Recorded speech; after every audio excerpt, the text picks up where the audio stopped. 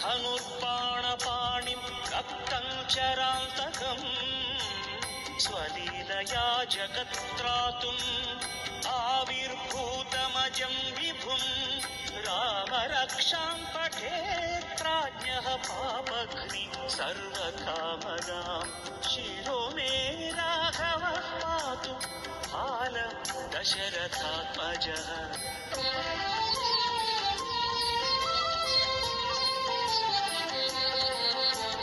कौसल्येयो दृशौ पातु विश्वामित्रप्रियं श्रुति प्राणं पातु मखत्ताता मुखं सौमित्रिवत्सलः जिह्वां विद्यानिधिः पातु कण्ठं भरतवन्